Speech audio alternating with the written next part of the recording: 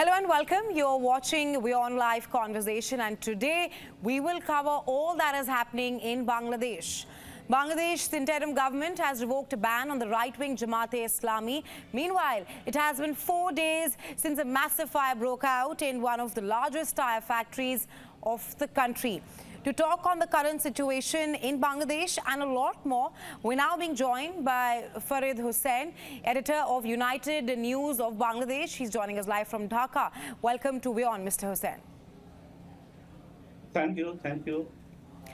I want to first seek your assessment of the ban being lifted on Jamaat-e-Islami, an organization which has perhaps not contested elections in the country since 2013. And the organization was banned just 4 days before Hasina's ouster. Talk to us about how the lifting of the ban marks an important moment in Bangladesh's political environment. Listen, this was expected. There is nothing surprise because Jamaat-e-Islami was one of the political parties that was invited to the army chief, when Hasina resigned and left the country. So, and in fact, the army chief mentioned the name of Jamaat Amir first among all the leaders, who attended that meeting. It was expected, and Jamaat also, even though it was the ban was not officially lifted, was taking part in politics. They took part in the oath-taking ceremony of the new interim government. So they were doing their activities. So it was a matter of time that the ban will be lifted.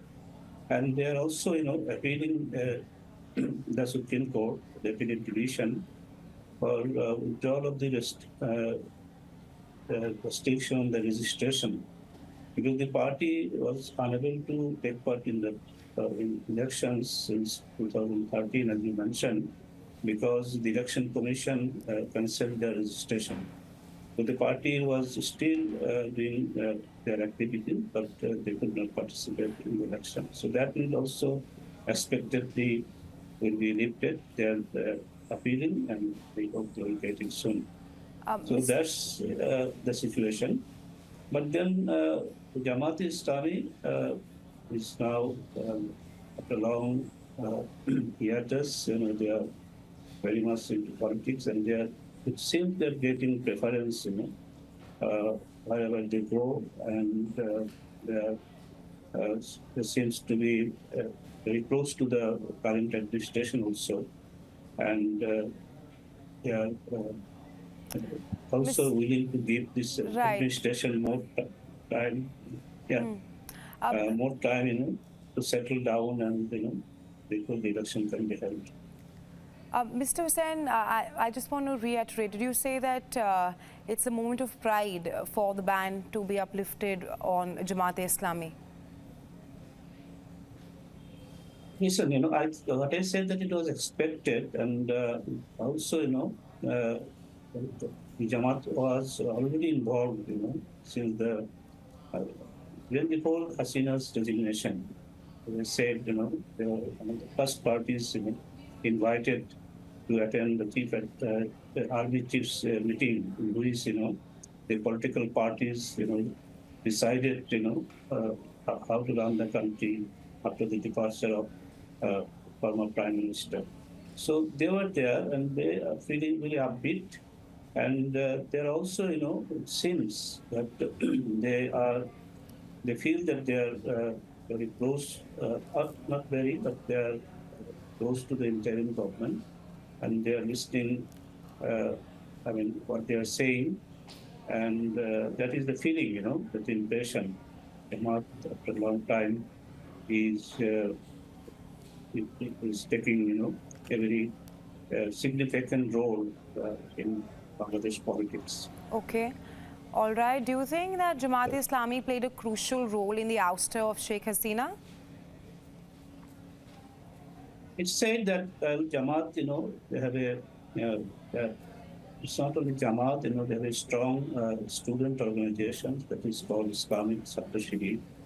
So there is this impression that Jamaat, the student in Islamic subterfuge, they have been uh, active for a long time, though underground, because in university campuses, the student wing of Awami League, the former ruling party, they would not allow this Islamic subterfuge to do any politics inside the campus.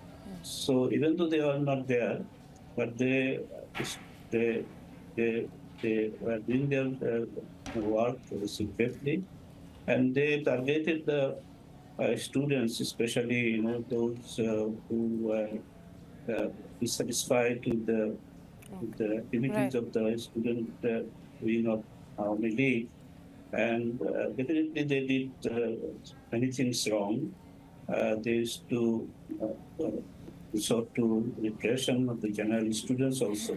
I'm talking about the student wing of Awami League, this is called Satto League. So they took advantage of that. Even though their presence was not, visible, but they were working among the students, that's for sure.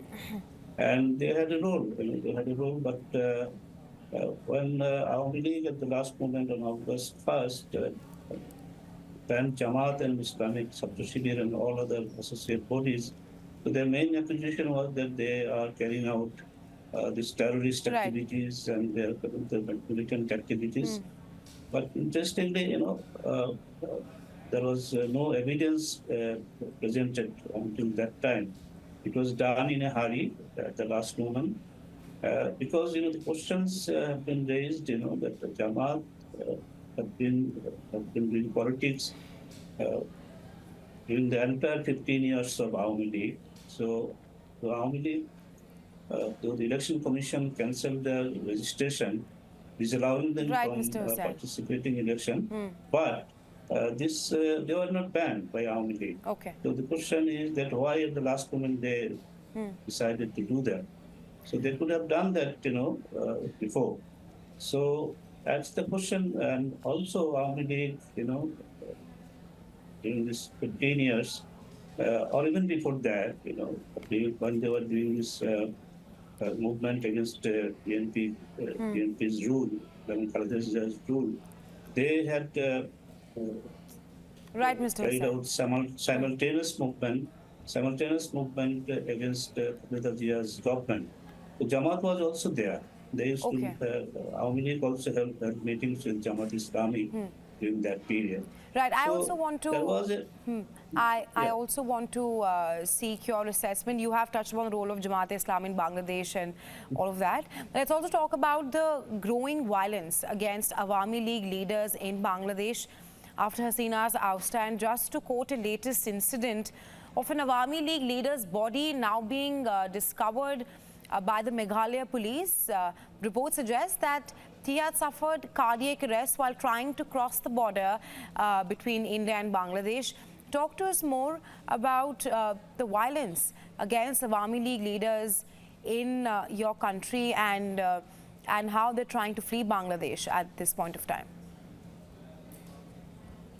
Listen, when the government failed, soon after the departure of Sheikh Hasina, there was, mob attacks on, the government buildings, Awami League offices, Prime Minister's residences, and, arson attacks on the Bangabandhu Museum, and the destruction and breaking of the statues of Bangabandhu, and all these things happened. It was a total lawlessness, and there was no government at that time. And there was widespread attacks on minorities also, houses, their businesses, and that happened, immediately in the days after the fall of the Awami League government.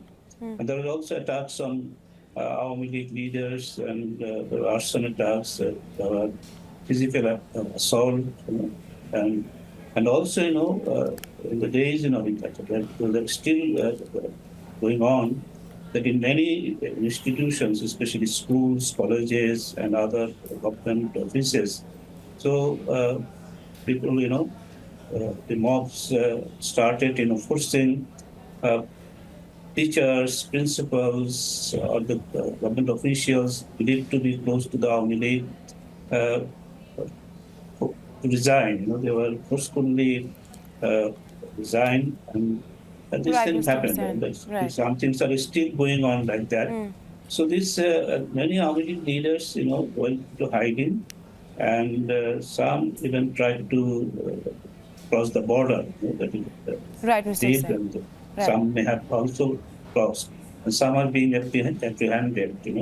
Right. And so this is still going on, but even though the magnitude has declined a bit, but it still is on. And the funding of, the death of how many leader Daloya is also part of that. As we hear from his family that he tried to cross to the Dauki border, Okay. northeastern Sylhet state. So he died of heart attack. That's the Right. story about that. Right. Uh, Right. And I believe that when you are still here, and they are not hiding. If not, they try to cross the border Okay. anywhere. Right, Mr. Hussain. Thank you So for that's- joining us. Thank you for joining us on Beyond with your insights. Thank you.